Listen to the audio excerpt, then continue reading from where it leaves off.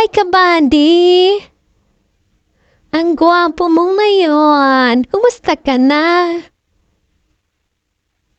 Pahiram nga po ako ng pera. Baka naman.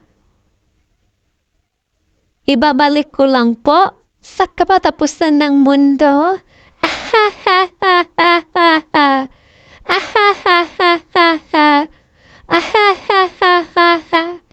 Abay, kung marami kang pera, kabady, pautangin mo naman ako.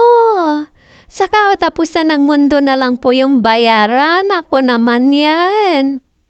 Ayan, kabady, kung nanonood ka, pa-like naman, pa-subscribe, bell all na lang po. Wala kang mapapautang sa akin para hindi na po sasama yung loob ko. Kinakain ko na pa naman yon. Ayan.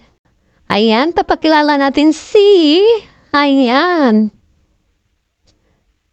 Di ba bonggang-bonggang Loho? Ang gaganda-ganda ni Miss Loho. Nang dahil sa ating mga loho, nagkakautang tayo.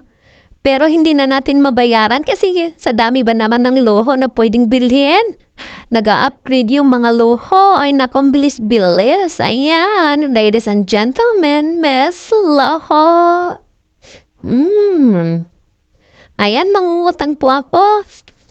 Pambili ng luho ko, di ba? Super beautiful.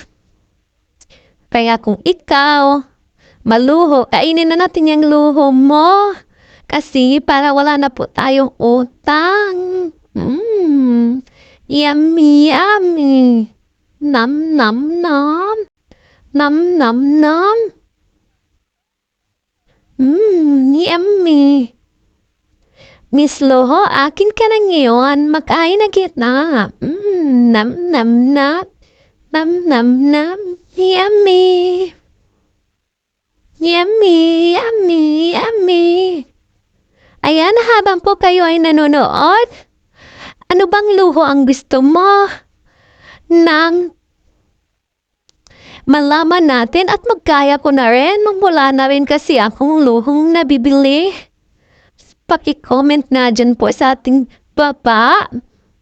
Maraming salamat po. Ano kayang pwede ngayong usong ngayong 2025 luho? Ayan na.